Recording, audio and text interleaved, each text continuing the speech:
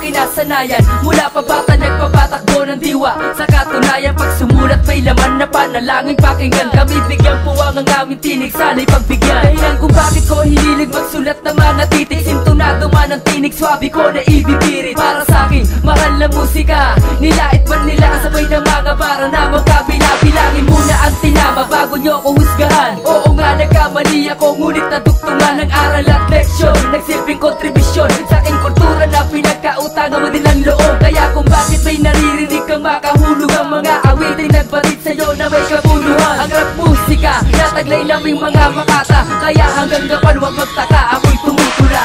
Di namin kailangan mo ang awit na aming kinakabisado. Respeto lang at iyong pakinggan. Paano namin naisulat ang tulang ito? Di kami nagmamadali, dugo at pawis ang puhunan hanggang sa huli.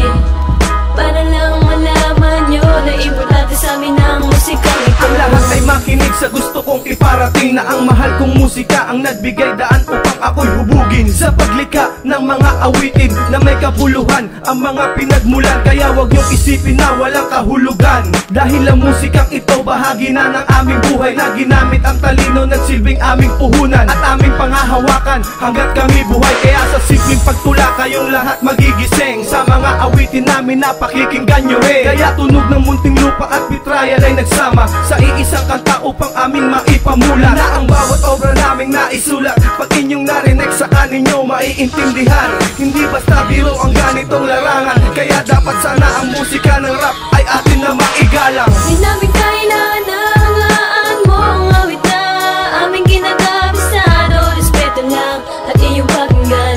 Paano namin naisulat ang tulang ito? Di kami nagmamadali, dugo at pawis ang puhunan hanggang sa huli.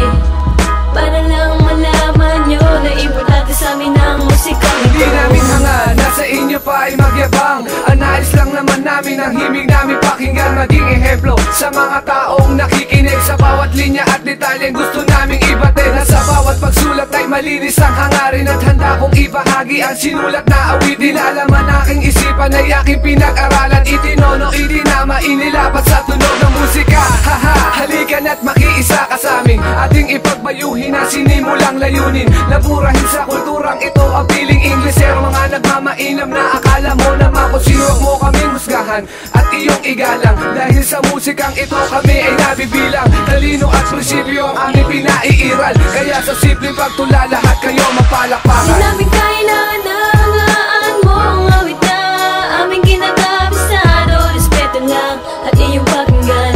Paano namin naisulat ang tulang ito? Di kami nagmamadali, dugo at pawis ang puhunan hanggang sa huli.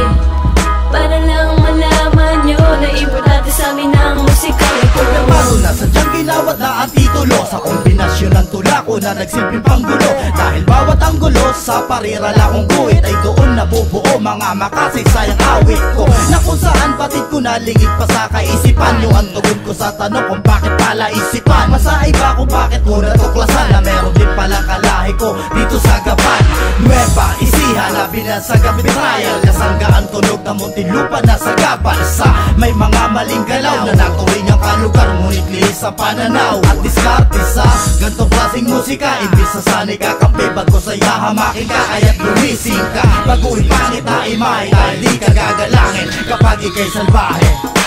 Di namin kailangan mo ang awit na aming kinakabisado. Respeto lang at iyong pakinggan.